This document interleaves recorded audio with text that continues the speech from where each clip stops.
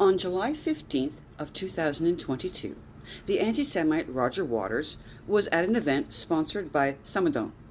Now, this organization has established documented ties to terrorist organizations, particularly the Popular Front of the Liberation of Palestine. And I'm sorry, but every time I think of that, all I can think of is Life of Brian. Fucking split us. Sorry. Anyway, the Palestine Action has been designated a terrorist group by the UK. And in case you hadn't been paying attention to Mr. Anti-Semite Waters, he has been incredibly vocal because he thinks it's controversial and edgy.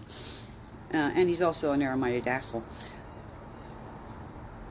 To bring up Palestine Action, to claim that there's a genocide when there isn't, to claim there's a famine when there isn't, to claim that it's Israel's fault that terrorists attacked them. All that sort of standard bigoted bullshit. And he is now potentially facing jail time. Because in the UK, and hopefully in Canada soon, if you associate with terrorist organizations, it's considered a bad thing. If anyone tries to claim that France isn't doing for Islam what it basically did for the Nazis, they're fibbing. I won't get too graphic, but I do recall a lot of comments about France just basically, in a misogynistic way of putting it, spreading its legs for the Nazis. And apparently they're doing it for the terrorists.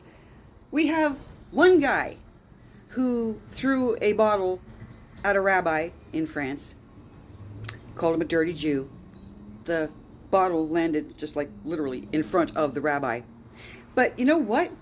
This guy is already known by the police. This is his 5th anti-Semitic attack since last September, in less than a year.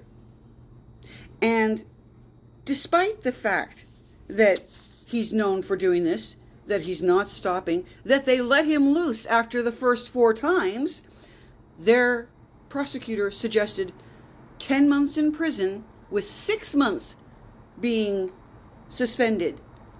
And then for 3 years he can't go anywhere near the rabbi, and for 5 years he can't go near a synagogue. Oh yeah, I'm sure that will convince him to stay away from the people he loathes and wants to commit genocide on. Meanwhile, also in France, they're refusing to call the explosion, the detonation, the bombing of a rabbi's home at lunchtime on Shabbat, on Saturday, as anti-Semitic. They're just wanting to call it an arson attack. Because there's no reason to think that Jews would be home at lunchtime on the Saturday, right? In fact, the family had just left less than 10 minutes before 3 explosions went off and totally obliterated, because that's what Islam wants to do, this rabbi's apartment. His sister had been there with her baby.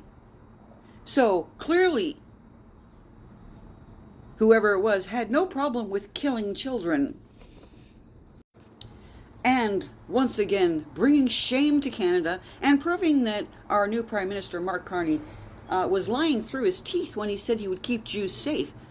1 in 6 anti-Semitic incidents in Toronto schools are either approved of or started by the teacher. Over and over again, Jews keep pointing out that education is key.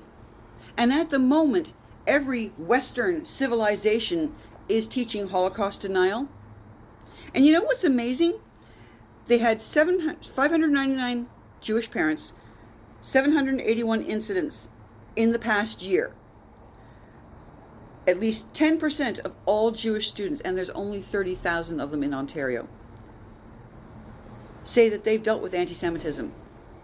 Most of them have to do with Nazi salutes, saying Hitler should have finished the job, other Nazi Hitler shit.